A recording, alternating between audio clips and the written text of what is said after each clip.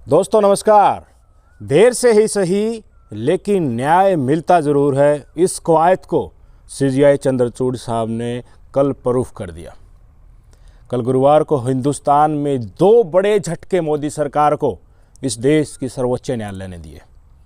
जब जब मोदी सरकार लोकतंत्र का दायरा पार करके तानाशाही की परिधि में पार हो जाती है, तब तब सीजीआई चंद्रचूड़ साहब अपनी रीढ़ दिखाते हुए मोदी सत्ता को बता देते हैं कि संविधान के रखवाले अभी मौजूद हैं। जिस कुर्सी पर चंद्रचूड़ साहब बैठे हैं, आज उन्होंने दिखा दिया कि उस काले कोट की अहमियत क्या है। मोदी सरकार किस तरीके से ताबड़तोड़ सरकारी एजेंसियों का दुरुपयोग करके अपने ही इरादे से और अपने ही अंदाज में देश की तमाम संस्थाओं को कुचलते हुए अलोकतांत्रिक तरीके से जैसे आगे बढ़ रही थी, उस पर लगाम और कुंडी मारने का काम चंद्रचूड़ साहब ने किया। आजकल हम कहते हैं ना कि I will see you in the court. उन कहने वाले लोगों के वो लोग जो न्यायपालिका में विश्वास रखते हैं और जानते हैं कि न्यायालय में न्याय हमें ज़रूर मिलेगा अगर हमारे साथ गलत हो रहा है, उनके लिए उनका विश्वास और उनकी आस्था आज सुप्रीम कोर्ट में बहुत ज़्यादा बढ़ गई है। और उसके पीछे सिर्फ वही व्यक्ति है जिसका मैं जिक्र कर रहा था, सीजीआई चंद्रचूड़ साहब। ऊपर से लेकर नीचे तक न्यायालय में हर जज और हर न्यायपालिका से जुड़ा व्यक्ति अब अपनी रीढ़ दिखाने लगा है। तो ये परिणाम सीजीआई चंद्रचूड़ साहब की अगुवाई के कारण ही है। उन्होंने क्या क्या डिसीजन दिया आपने तो पता, अब तक तो पता चल ही गया होगा। एक दिल्ली को लेकर है, एक महाराष्ट्र की सरकार को लेकर है। तो दोनों पर डिस्कस करते हैं। दिल्ली वाले केजरीवाल साहब कई वर्षों से चिल्ला रहे हैं कि हमारी सरकार का आखिर मतलब ही क्या है। केंद्र सरकार ने जो एलजी बैठा रखे हैं, हर बात में वो टांग लगा देते हैं, कोई काम करने नहीं देते, न जन कल्याण का और न सरकार का। उनके इशारे पर तमाम अफसर दिल्ली सरकार की फाइलों को अटकाने के सिवाय कुछ नहीं करते हैं। ये हमने देखा भी, पिछले कितने सालों से हम देखते आ रहे हैं। बार बार केजरीवाल साहब चिल्ला भी रहे थे ये बात, वे बार बार हमें कहते हुए नजर आते हैं कि हम करें तो करें क्या, हमारे हाथ में क्या है। किस तरह जनता से किए वादे पूरे करें और किस तरह लोगों के हितों की योजनाओं को लागू करें। सुप्रीम कोर्ट ने गुरुवार को न्याय कर दिया। 5 जजों की संविधान पीठ ने कहा कि पब्लिक ऑर्डर, पुलिस और जमीन के मामलों को छोड़कर तमाम मामलों में एलजी को अब दिल्ली सरकार की सलाह पर ही काम करना होगा। इसके पहले दिल्ली सरकार और विधानसभा के कामकाज में भी एलजी की सलाह के बिना कुछ नहीं किया जा सकता था। कोर्ट के आदेश के बाद अब यह सब खेल खत्म हो गया। तमाम अफसर, यानी कि जिनको हम नौकरशाही बोलते हैं, वो अब दिल्ली सरकार के अधीन हो गए। कल का जो कोर्ट का ऑर्डर है उसके बाद कोर्ट का कहना था कि चुनी हुई सरकार उसके अफसरों को आदेश दे सकती है, इसमें एलजी की कोई भूमिका नहीं होगी। स्पष्ट ये कह दिया है। कल को कोई दूसरी सरकार भी आए तो उसे भी यह अधिकार हर हाल में मिलेगा कि वो अपना नौकरशाही को कंट्रोल कर सके, उनसे काम करा सके। आखिरकार केजरीवाल की वर्षों की जो मुराद थी वो आज दोस्तों पूरी हो गई है। लेकिन मोदी सरकार की हेकड़ी सुप्रीम कोर्ट के ऑर्डर के आने के बाद भी नहीं निकल रही है। वो नहीं पचा पा रहे हैं कि किस तरीके से हमारे अलोकतांत्रिक कदम पर सुप्रीम कोर्ट ने डंडा ठोक दिया है। दिल्ली सरकार और एलजी के बीच की तकरार एक बार फिर आज सुप्रीम कोर्ट में पहुंच गई है। दरअसल कल गुरुवार को ही सुप्रीम कोर्ट ने आदेश दिया था कि उपराज्यपाल को दिल्ली सरकार की सलाह पर काम करना है, कुछ मामलों को छोड़कर जो मैंने पहले बताए। ट्रांसफर पोस्टिंग राज्य सरकार के हिसाब से ही होगी, केजरीवाल के हिसाब से ही होगी। यह आदेश आने के कुछ देर बाद ही सीएम अरविंद केजरीवाल ने सर्विस सेक्रेटरी आशीष मौर्य को हटा दिया था। दिल्ली सरकार का आरोप है कि एलजी ने आशीष मौर्य के खिलाफ लिए गए इस फैसले पर रोक लगा दी है। फिर से सुप्रीम कोर्ट का ऑर्डर आने के बाद भी दिल्ली सरकार का कहना है कि केंद्र सरकार उसके सेवा सचिव के तबादले की पहल को पचा नहीं पा रही है, इसको क्लियर नहीं कर रही है। यह सुप्रीम कोर्ट के फैसले का अवमानना है। सुप्रीम कोर्ट दिल्ली सरकार की याचिका पर सुनवाई करने को अब तैयार भी हो गया है। इस मामले में भी वो 1 या 2 दिन में डिसीजन दे ही देगा कि ये मसला कहाँ अटक गया फिर से। कल सुप्रीम कोर्ट के फैसले के बाद सीएम अरविंद केजरीवाल ने जो प्रेस कॉन्फ्रेंस की थी उसमें उन्होंने ऐलान कर दिया था कि नाकाबिल और भ्रष्टाचारी अफसरों को हम हटा देंगे, ईमानदारों को ऊंचे पद पर बैठाएंगे, जनता का काम रोकने वालों को कर्म का फल भुगतना होगा, काम के आधार पर अधिकारियों को ट्रांसफ़र किया जाएगा। उनका प्रेस कॉन्फ्रेंस से बिल्कुल साफ झलकता था कि जो नुमाइंदे बीजेपी ने बैठा रखे हैं एलजी के कहने पर उनको हटा दिया जाएगा, अब हमारे हिसाब से काम चलेगा। कई साल पहले सुप्रीम कोर्ट ने केंद्र और राज्यों को सिविल सर्विसेज बोर्ड बनाने का निर्देश दिया था। इसी बोर्ड की सहायता से आईएएस और आईपीएस अफसरों की जो है ट्रांसफ़र होती है, पोस्टिंग होती है। दिल्ली सरकार ने 2014 में सीएसबी का गठन कर दिया था। ब्यूरोक्रेट्स के ट्रांसफ़र से पहले सीएसबी से सलाह लेना बहुत ही ज़रूरी होता है। मौर्य के मामले को पहले सीएसबी के पास न भेजकर इस नियम का पालन नहीं किया गया है। गौरतलब है कि सुप्रीम कोर्ट के फैसले से पहले सेवा विभाग दिल्ली के उपराज्यपाल के नियंत्रण में था, लेकिन अब ये मामला फिर से दोस्तों सुप्रीम कोर्ट में पहुंच गया है। सुप्रीम कोर्ट इसमें डिसाइड करेगा कि अब इस बात को, इस डिसीजन को जो मोदी सरकार पचा नहीं पा रही है, उसके ऊपर फाइनल फैसला क्या देना है। 2-4 डांट खानी पड़ेंगी, फिर से अपना काला मुंह कराना पड़ेगा। पहले मैं आपको बता देता हूँ। दूसरा बड़ा फैसला जो कल ही सीजेआई चंद्रचूड़ साहब की बेंच ने दिया, वो भी इतिहास के पन्नों में दर्ज हो गया। महाराष्ट्र की सत्ता शिंदे के पास रहेगी या उद्धव के पास लौटेगी, सुप्रीम कोर्ट ने गुरुवार को ये विवाद निपटा दिया। सीजेआई चंद्रचूड़ साहब वाली जो 5 जजों की संविधान पीठ थी, उन्होंने फैसला सुना दिया कि सीएम अब शिंदे ही बने रहेंगे। कोर्ट ने कहा कि उद्धव ठाकरे फ्लोर टेस्ट से पहले इस्तीफा न देते तो उनकी सरकार को बहाल कर सकते थे, लेकिन उन्होंने फ्लोर टेस्ट से पहले इस्तीफा दे दिया। सुप्रीम कोर्ट ने अपने फैसले में 5 बड़े सवालों के जवाब दिए हैं। इनमें 4 पॉइंट साथियों उद्धव ठाकरे के पक्ष में गए। आपको पता है इस बात का? सिर्फ 1 पॉइंट की वजह से उद्धव को वापस सत्ता नहीं मिल सकी और शिंदे आज के दिन वापस से सीएम बने हुए हैं। पहला पॉइंट, राज्यपाल का फ्लोर टेस्ट कराने का जो फैसला था वो गलत था। महाराष्ट्र में शिवसेना, कांग्रेस और एनसीपी के गठबंधन वाली महाविकास अघाड़ी वाली सरकार चल रही थी। तभी 21 जून 2022 को शिवसेना के ही एकनाथ शिंदे ने 15 विधायकों के साथ बगावत कर दी और यहीं से शुरू होती है पूरी कहानी। एक हफ्ते बाद ही यानी 28 जून को राज्यपाल भगत सिंह कोश्यारी ने मुख्यमंत्री उद्धव ठाकरे से बहुमत साबित करने के लिए कहा। शिवसेना ने राज्यपाल के फैसले को सुप्रीम कोर्ट में चुनौती दी, जिसमें कोर्ट ने रोक लगाने से इनकार कर दिया। इसके बाद उद्धव ठाकरे ने फ्लोर टेस्ट से पहले ही मुख्यमंत्री पद से इस्तीफा दे दिया कि कहीं कुछ अनहोनी न हो जाए। ये सबसे ज़्यादा वीक पॉइंट था। अब सुप्रीम कोर्ट की संविधान पीठ ने राज्यपाल के फैसले पर क्या कहा है, जो उन्होंने ये फ्लोर टेस्ट के लिए बुलाया था, उस पर क्या कहा है वो भी हम आपको बता देते हैं। महाराष्ट्र के राज्यपाल भगत सिंह कोश्यारी ने जून 2022 में महाराष्ट्र विधानसभा में फ्लोर टेस्ट का आदेश नियम के तहत नहीं दिया था, ये सुप्रीम कोर्ट ने कहा है। विपक्षी दलों ने अविश्वास प्रस्ताव की कोई बात नहीं की।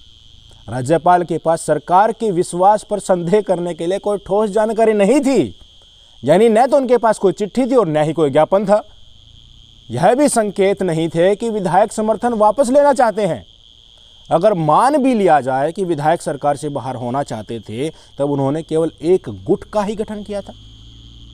ऐसे में फ्लोर टेस्ट का इस्तेमाल राजनीतिक पार्टी की आपसी कलह सुलझाने में नहीं किया जा सकता है।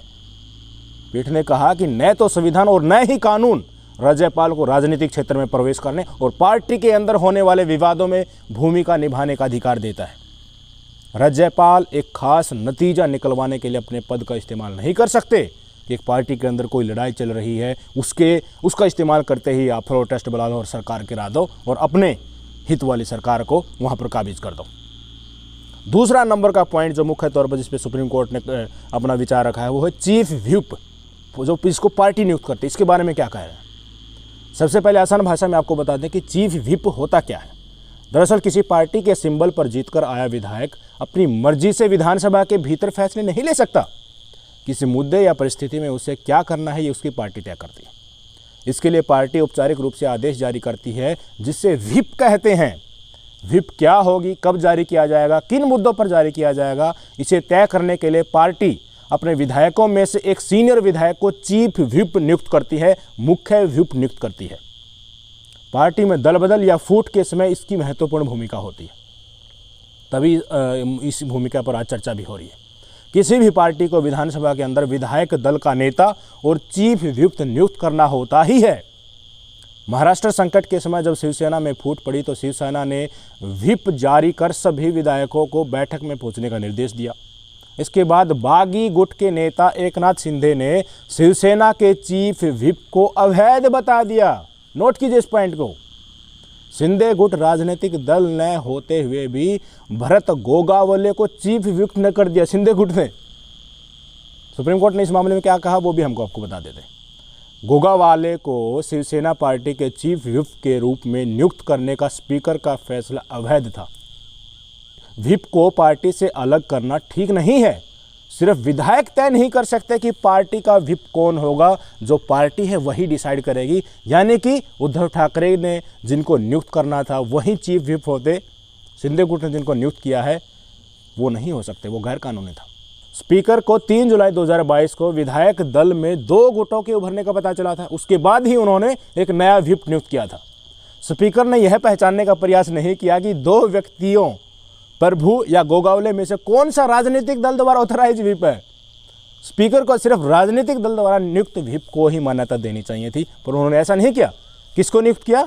जो बागी हैं, शिंदे गुट वाले जो विधायक थे, उनके तरफ से जो नाम आए थे उसको चीफ व्हिप नियुक्त कर दिया, जिसके कारण सरकार का पूरा सिस्टम ही डगमगा गया और अपने पक्ष में सारी चीज़ें उन्होंने कर ली। तीसरे नंबर का मुख्य पॉइंट, विधायकों के डिस्क्वालिफिकेशन पर फैसला कौन करेगा? अब स्पीकर ही करेंगे। इस पूरे मसले को समझ लीजिए। इस पूरी कहानी की शुरुआत हुई थी एकनाथ शिंदे समेत 15 विधायकों की बगावत से। इनका फैसला होना फिलहाल अभी बाकी है। सुप्रीम कोर्ट ने कहा है कि वह शिंदे और 15 अन्य विधायकों को पिछले साल जून में तत्कालीन मुख्यमंत्री उद्धव ठाकरे के खिलाफ बगावत करने के लिए अयोग्य ठहरा नहीं सकता। ये सबसे चर्चित मुद्दा भी है कि वो अयोग्य होंगे या योग्य होंगे। यह अधिकार स्पीकर के पास तब तक रहेगा जब तक कि सुप्रीम कोर्ट की बड़ी बेंच इस पर फैसला नहीं सुना देती। सुप्रीम कोर्ट ने एक समय सीमा के अंदर इसका निपटारा करने को कहा है। महाराष्ट्र विधानसभा के मौजूदा स्पीकर बीजेपी के राहुल नार्वेकर हैं। वो 2 काम अब कर सकते हैं, या तो जो बागी विधायकों के डिस्क्वालिफिकेशन का वो मुद्दा है उसको वो लटकाए रखेंगे, या इन विधायकों की सदस्यता बरकरार रखने का फैसला ले सकते हैं, ताकि जो भी इन दोनों में से एक भी फैसला हो उसको वापस से सुप्रीम कोर्ट के सामने रखकर सुप्रीम कोर्ट का उसके ऊपर संवैधानिक रूप से निर्णय लिया जा सके। चौथा मामला जिसने एक बड़ी भूमिका इस पूरे केस में निभाई है वो है नवाब रेबिया मामला। उस पर अब बड़ी बेंच सुप्रीम कोर्ट की ही सुनवाई करेगी। ये क्या मामला है, इसका क्या बैकग्राउंड है, इसका किस तरह से इसमें इस्तेमाल हुआ, वो मैं आपको बता देता हूँ। महाराष्ट्र में उद्धव सरकार गिरने के दौरान स्पीकर के पद पर कोई नहीं था। कानून के मुताबिक स्पीकर न होने पर उनके सभी संवैधानिक काम डिप्टी स्पीकर करता है। महाराष्ट्र में एनसीपी के नरहरि जिरवाल डिप्टी स्पीकर थे। राजनीतिक चलन के मुताबिक आमतौर पर स्पीकर अपनी ही पार्टी को फायदा पहुंचाने वाले फैसले लेता है, आपको भी पता होगा। महाराष्ट्र में यही आशंका थी, तभी एकनाथ शिंदे ने सुप्रीम कोर्ट के एक पुराने फैसले नवाब रेबिया केस का सहारा लेकर स्पीकर के इस ताकत पर रोक लगा दी। इसमें सुप्रीम कोर्ट की संविधान पीठ फैसला दे चुकी है कि विधानसभा स्पीकर उस सूरत में विधायकों की अयोग्यता की याचिका पर आगे नहीं बढ़ सकते जबकि स्पीकर को हटाने की पूर्व सूचना सदन में जब लंबित हो। तो उन्होंने ऐसे नोटिस दे दिया। उन्होंने पहले ही ये सेट कर के रखा था पूरा मामला कि एक केस चला देते हैं कि हम स्पीकर को हटा रहे हैं और उस बीच वो कुछ नहीं कर पाएंगे, हम बागी हो रहे हैं तो हमारे खिलाफ वो कोई एक्शन नहीं ले पाएंगे।